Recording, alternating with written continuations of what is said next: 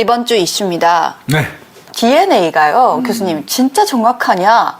라는 것에 대해서 지금 구미 사건 때문에 예. 댓글에 올라오는 경우가 많아요. 그렇더라고. 네. 그래서 우리는 너무나 당연하게 DNA가 너무나 100% 일치한다. 뭐 우리가 99.999라고 하지만 DNA가 가장 정확한 사실 우리는 수사 기법이라고 생각하는데 지금 너무 구미 여아 사망 사건 때문에 사람들이 DNA를 의심하기 시작했어요. 계속 부인하니까. 그러니까 경찰에서 애 아버지 못 찾고 그러니까 또 끝까지 그 여자가 임신한 사실도 없다고 벅벅 우기고 남편이라는 사람이 이거 사진 봐라 이거. 이때쯤 임신했었으면 배가 볼록 나와 있어야 되는데 아니지 않냐. 근데 그 사진에 날짜도 안 써 있어요. 그런 사진 들고 나와서 얘기해봐야 그거는 의미 없죠. 네. 그런데 누차 말씀드리지만 DNA는 법원에서도 인정하는 불요증 사실이에요. 네.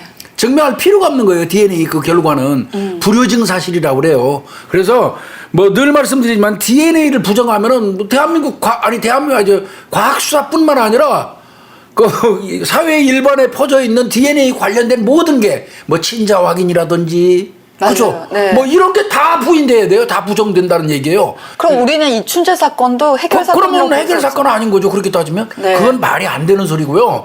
제가 볼 때는 이 여성이 분명한 거는 구미 사건은 그 여성이 끝까지 버텨야 할 만한 이유가 있어요. 그 이유를 이제 경찰들이 찾아내야 되는데 제가 이제 뭐 우리 방송에서는 말씀 못 드리겠는데 여러 가지 다각도로 수사한 결과 그 여성의 어떤 각각 다른 어떤 여건들 이런 걸 꽤 많이 찾은 것 같아요. 이를테면 뭐 그 여성이 무슨 일을 했다든지 네. 주로 또 만났던 사람들이 누구였다든지 뭐 이런 것 등등은 상당히 접근이 많이 된 것 같아요. 그래서 이제 그건 좀 더 지켜봐야 되고 다시 한번 말씀드리지만 DNA는 99.9999 16자리까지. 네. 그러니까 이거는 DNA는 부인할 수도 없고 부인되지도 않는 과학이에요. 네. 그와 관련해서요, 22년 전에 예. 미제 사건으로 묻혔던 사건이 바로 DNA로, 요번에 재판장에 서게 된 범인이 하나 있습니다. 지금 김윤희 프로파일러 말씀하신 그거하고 비교해서 DNA 2010년도에 DNA 유전자 은행이 생기고 난 이후부터 네. 우리가 일반적으로 얘기했던 발바리들 네. 발바리들 DNA로 추후에 다 잡아들였잖아요. 맞아요. 발바리즘 거의 설거지했어요. 그놈들. 그러면 그것도 다 부인돼야 되겠네. DNA 부정하면. 그냥 말이 안 되는 소리고요. 맞습니다. 이게 22년 전에 한 여성을 강간했던 그놈 DNA로 결국 잡혔어요. 네. 예. 그 사건 한번 알아보도록 하겠습니다. 이게 22년 전인 1999년 7월 6일이었는데요. 아이고, 오래됐다. 그죠? 새벽 1시입니다. 강남구 대치동의 한 골프 연습장이었대요. 예. 거기서 20살이었던 피해자 여성이 머리하고 신체 곳곳에 큰 상처를 입은 채 발견이 됐는데 예. 이제 목격자가 신고를 했나 봐요. 예. 근데 겉옷과 속옷이 다 벗겨져서 성폭행 흔적이 있었는데 의식이 없는 상태로 병원에 갔는데 안타깝게도 나흘 뒤에 의식을 차리지 못하고 숨졌어요.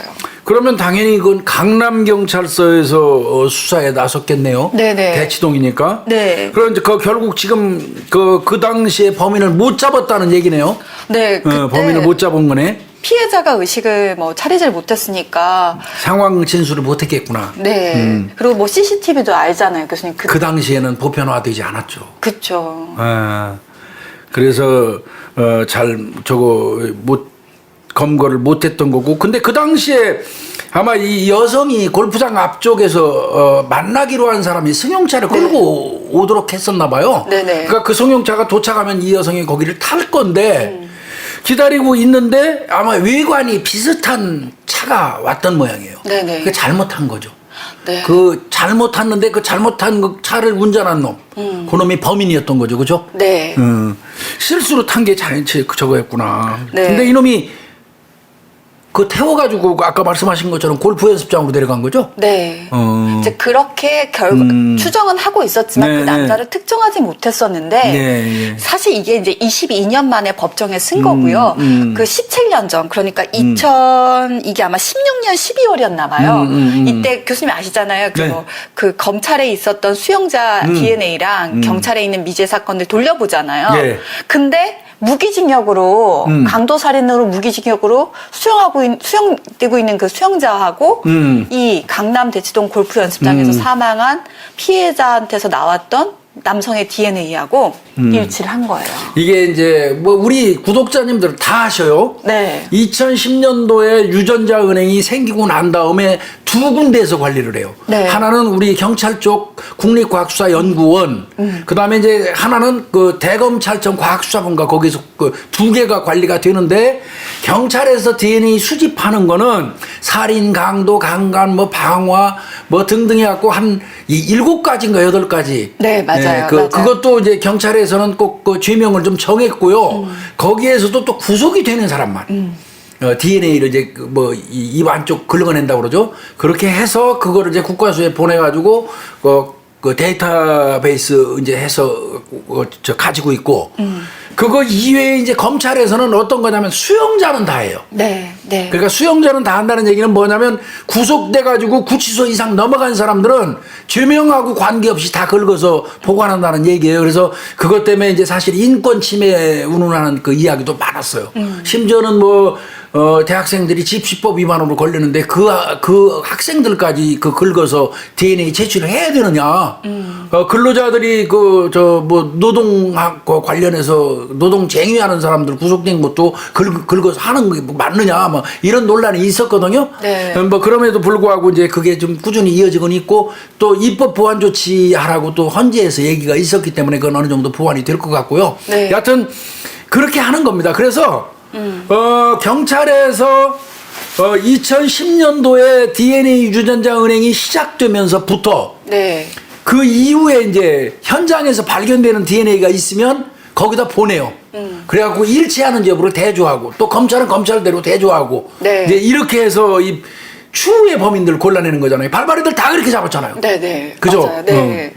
그래서 그때 2016년 2월에 정기적으로 그걸 데이터베이스를 돌리다 보니까 예. 일치하는 수용자가 나왔는데 예. 이게 지금 현재 51세 남성이래요. 제가 이 예, 사건 예. 찾아봤는데 예. 그 2001년 8월부터 2002년 6월 달까지 서울 강남 일대에서 차로 돌아다니면서 딱 그 수법이네. 네, 택시나 차를 기다리는 그 행인한테 돈을 뺏거나 폭행을 하고 심지어 살인까지 했는데 피해자가 10명이 넘고요. 2명을 살해했대요. 아유, 이거 완전 강력범이네. 보니까 결국 2002년도에 서울 곳곳에서 별도의 강도살인 사건 저질러갖고 무기징역 받아서 살고 있는 놈이에요. 네네. 그렇다면 내가 판단할 때는 수영인 DNA 도출한 아마 대검에서 네.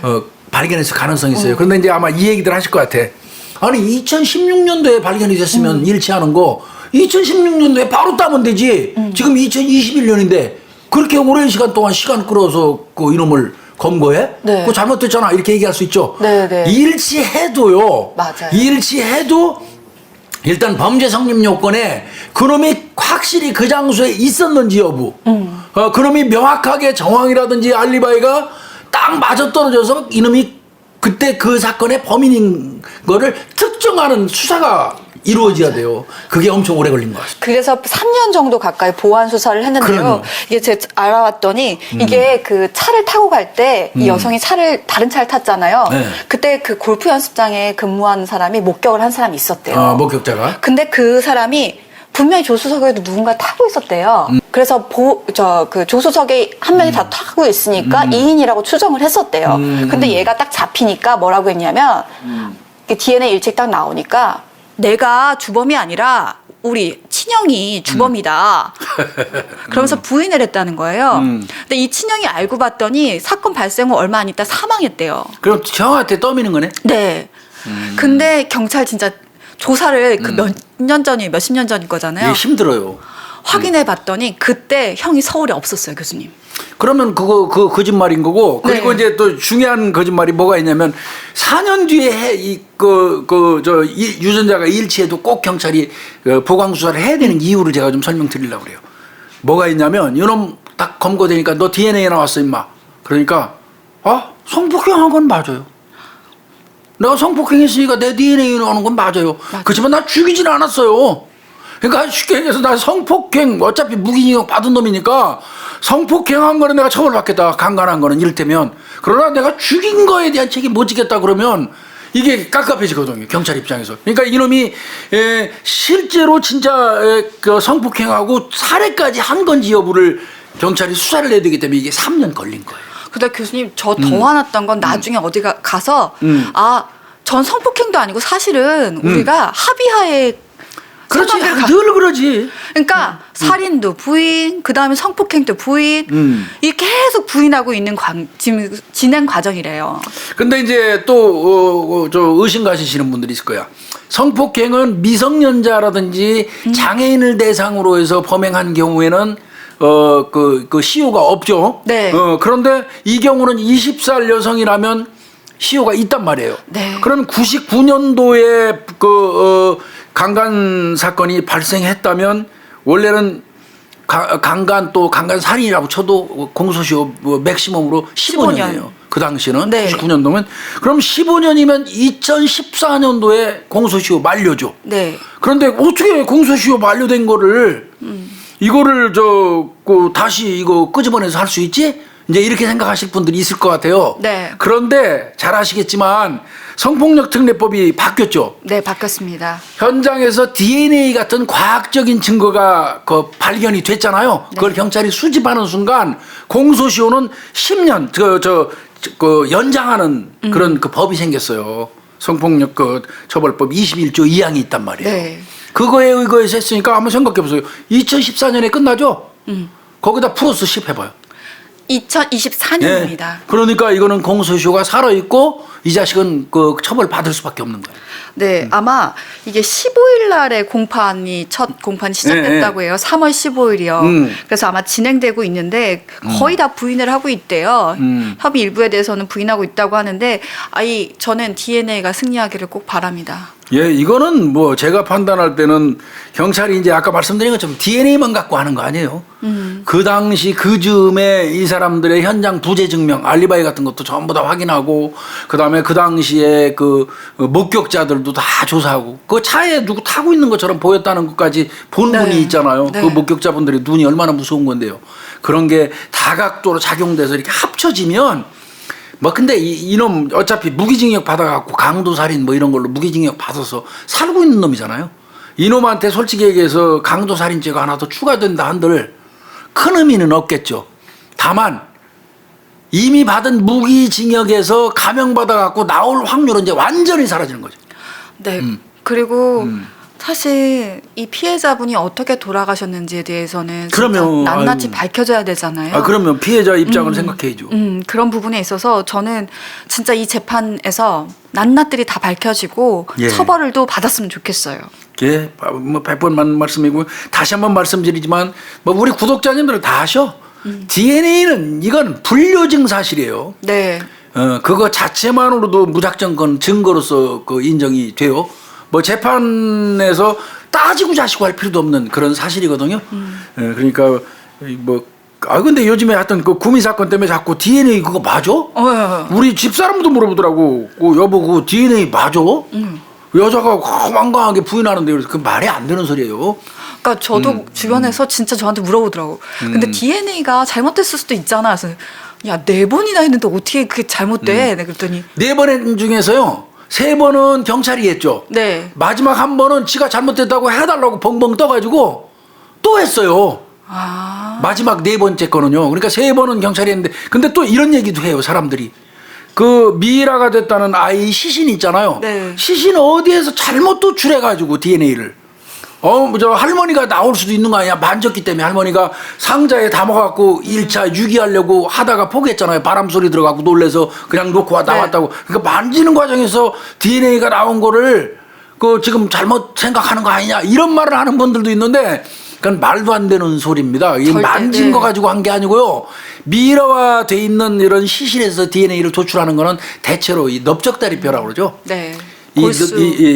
넓적다리뼈가 비교적 넓어요. 뼈가 굵고. 그리고 뼈 속에도 일종의 실핏줄이 지나다니는 그 통로가 있습니다. 그렇기 때문에 넓적뼈 부분에서 일정 부분을 물렁화 작업을 해요. 도출을 해서 물렁화 작업을 해가지고 거기에서 DNA를 도출하기 때문에 이거는 그리고 그 한 군데에서만 하나요? 아니에요. 진짜 여러 군데서 하거든요. DNA를. 그래서 이거는 그 여성이 아무리 떠들어도 저 친자 관계 성립되는 건 맞는 겁니다. 네. 그게 만약에 저 뒤집어진다면 지금 우리들이 하고 있는 전 세계의 DNA 수사는 DNA 수사뿐만 아니라 DNA 관련된 거는 다 엉터리라는 결론이 나오는데 말이 안 돼요.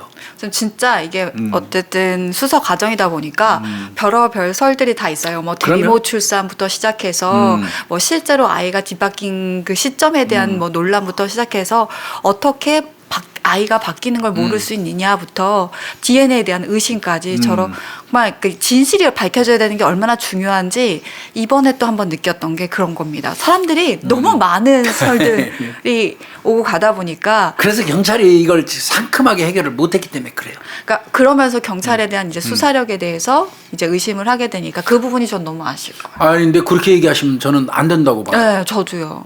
이거는 오히려 그 친자 검사까지 친절하게 2번, 3번 해가지고 외할머니라고 불렸던 사람이 친모라는 걸 밝혀낸 것 자체도 경찰이 당연히 해야 될 일이지만 이건 못했다 소리 절대 하면 안 됩니다. 저는 시간을 두고 그럼요. 어쨌든 하나하나 차곡차곡 정말 진실을 밝히는 게 중요하다라고 생각해요. 그래서 왜 이렇게 말씀드리냐면 사실 분명히 어떤 분들은 답답하신 분들도 있지만 그 현장에서 수사를 하는 사람들은 자꾸만 이렇게 언론에서라든지 아니면 독촉이 오면 이렇게 압박을 받을 수밖에 없어요. 그럼요. 그러니까 그런 부분들도 감안을 해주셨으면 좋겠다라는 생각이 들어요. 일단은 미성년자 약취 유인죄로 구속돼가지고 수감될 건 뻔해요. 다만 이제 이 사람이 아이를 어떻게 처리했느냐에 따라서 살인죄가 추가될 수도 있어요. 영아살해죄가. 네. 이제 그 부분은 경찰이 구속돼 있는 상태에서 시간은 얼마든지 벌었어요. 저 여자, 그 외할머니라는 사람. 경찰은 일단 열흘밖에 경찰에서 데리고 있을 수 없기 때문에 검찰로 송치한 거고 검찰에서는 20일 조사할 수 있어요. 네. 20일 동안 조사하고 거기서 못 밝히면 이제 그대로 미성년자 약취유인죄로 아마 재판에 회부돼서 수감될 거예요. 네. 그 이후에 그럼 끝났냐? 아닙니다. 그거는 경찰에서 송치하고 난 이후도 지금도 지속적으로 계속 수사를 하고 있어요. 그래서 맞아요. 아이를 찾는다, 애 아빠를 찾는다든지 뭐 이런 게 다 나타나면 그때 뭐 살인죄를, 영아살인죄를 추가한다든지 이런 거는 추가로 또 할 수 있는 거예요. 그러니까 이거는 뭐 성급하게 기다릴 거는 아닌 것 같고요. 꾸준히 수사해서 확실히 밝혀야죠. 맞아요. 근데 진짜 끝까지 가서 확실하게 밝히는 건 정말 중요한 것 같아요. 그래서 이 부분에 대해서는 수사진들도 좀 신경을 썼으면 좋겠다는 생각을 하고요.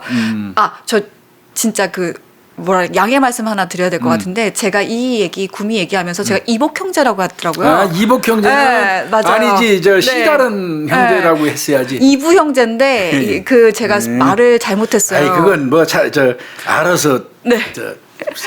들으시겠죠. 네, 그래서 얘기를 많이 해주셔가지고 또 제가 자각하게 되는 계기가 됐어요. 아버지가 감사합니다. 다른 이부 형제를 이제 엄마가 다른 이복 형제, 엄마가 같은 이복 형제라고 생각해요. 두 번째 이슈입니다. 저희가 한번 다뤘던 사건인데요. 예. 결과 말씀해 주시려고 그러죠? 네. 캄보디아 출신 만삭 아내와 함께 운전하던 중에 사고가 일어나서 그 아내가 사망한 사건이 있었습니다. 95억 원 보험금을 노린 그 아내 살인 사건 아니냐 해서 재판에 회부된 네. 그 사건입니다. 예. 네. 그 사건이 사실 이게 우리 1심, 2심 그리고 예. 보통 3심 예. 우리가 대법원 판결까지 얘기하는데 대법원 판결도 또 파기환송됐었어요. 파기환송이 돼서 다시 그 제3고심이죠. 예. 재판을 4번이나 받았던 건데요. 네, 맞아요. 1심에서는 무죄됐었고요. 네. 2심에서 유죄로 무기징역했었고, 네. 3제 대법원에 갔더니 파기환송했어요. 네. 무죄 취지로 파기환송했어요. 그래서 또 고법에서 또 수사해가지고 이제 어떻게 올릴까 궁금했는데 거기서 결국은 무죄 맞습니다. 결론을 내린 거예요. 그러니까 이게요 2014년에 일어났던 사건이니까 네. 벌써 7년입니다. 7년 만에 어쨌든 무죄로 확정이 된 사건입니다. 2014년 8월 23일이네요. 네. 8월 23일 날 이 사람이 이제 서울에서 뭐 문구류 정도 문방구 같은 거 운영하잖아요. 문구류. 네. 그거를 이제 싣고 조수석에는 캄보디아 출신의 그 만삭이 된 아내를 이제 태운 상태에서 운전하고 가다가 이제 그 화물차를 들이받는 바람에 아내가 현장에서 사망했던 그런 거죠. 아내가 그 당시 24살 여성이었거든요. 그리고 임신 7개월이었습니다. 네, 그런데 이제 뭐 각종 보험을 뭐 많이 들어놔 가지고 만약에 아내가 교통 사망 사고로 결론이 나버리면 95억 원 정도를 보험금으로 수령할 수 있는 이제 그런 상황이었기 때문에 이게 보험금을 노린 어떤 고의적인 교통사고 아니냐 이제 이게 논란이 됐던 거 아닙니까? 예. 네. 그래서 검찰에서는 살인하고 사기 혐의로 기소를 했었는데요. 예, 예. 근데 여기 남편은 그렇게 주장을 했습니다. 아니다. 내가 졸음운전을 했다. 난 살인하려고 했던 게 아니라 졸음운전으로 해서 사고가 난 것이다. 사실 이번에 마지막에 교통차 사고 처리 특례법상 치사 혐의에 대해서는 예. 유죄가 인정이 됐어요, 교수님. 그거는 이제 어떤 얘기냐면 교특법상의 어떤 주의 의무 위반, 안전운전 의무 위반. 그 부분에 관해서는 이제 징역 2년, 금고 2년. 금고 교통사고는 대체로 금고를 줍니다. 네. 금고 2년을 받았어요. 그러고 이제 보험금 목적의 살인 이 혐의는 이제 무죄를 받았어요. 그렇게 되다 보니까 이제 사람들이 그럼 이제 저 사람 95억 원 다 타가는 거네. 이제 이렇게는 제가 판단할 때는 꼭 그렇지는 않아요. 그 형사에서 무죄가 떨어졌다 해가지고 또 보험사에서 100% 또 무죄에 근거해가지고 보험금을 주는 게 아니에요. 일단은 징역 2년 떨어진 안전운전 의무 위반 그 부분 과실치사죠 어떻게 보면 네. 그 부분에 대한 것도 상계가 되고 그거 이외에도 형사 처벌하는 거하고 보험사에서 이 보험금을 특정하는 이거는 기준이 좀 달라요. 그래서 다 받는다는 보장은 솔직히 없습니다. 이거. 네, 이것도 아마 그 자체 보험사 내에서 심사를 통해서 아유, 그럼요. 아마 철저하게 이제 아마 액수를 정할 것 같은데요. 이번에 그러면 왜 무죄를 선고했는지에 대해서 재판부에서 취지를 밝혔어요. 예, 예. 네, 그게 이제 아까 교수님이 말씀하셨던 것 중에 하나였는데. 피해자 사망에 따른 보험금 95억 원 중 54억 원이 일시에 나온 것이 아니다. 그리고 혼자가 아니다. 피고인 혼자 상속을 받는 게 아니라 법적 상속인이 또 다른 사람이 있어서 나눠 받게 되는데 그리고 아이를 위한 보험도 많았다. 그리고 경제적 어려움이 없었다. 이런 점 등을 들어서 범행 동기가 확실하지 않다라는 거였습니다. 그러니까 평상시에도 보험을 많이 들었다는 거예요. 이 네. 아내한테만 많이 들은 게 아니고 뭐 아들들한테도 많이 들고 여기저기 그다음에 문구류 같은 걸 운영하다 보니까 보험 설계사가 와서 부탁하면 그때그때 들어주다 보니까 근데 22개는 정말 많긴 많아요. 그죠? 네. 한 사람한테 22개 보험 들으면 25개입니다, 교수님. 예, 그 돈이 적지 않거든요. 네. 그래서 이제 그런 부분 등등의 의심을 받는데 여튼 예, 제가 보니까 이건 결론은 그겁니다. 그 의심은 간다. 그러나 법정신 있잖아요. 법정신. 만약에 하나라도 아닐 경우를 상정하지 않을 수 없다. 그 얘기예요. 근데 교수님 제가 이게 의심됐던 게 보험 상품뿐만 아니라 네. 또 사고 난 경위에 대한 네.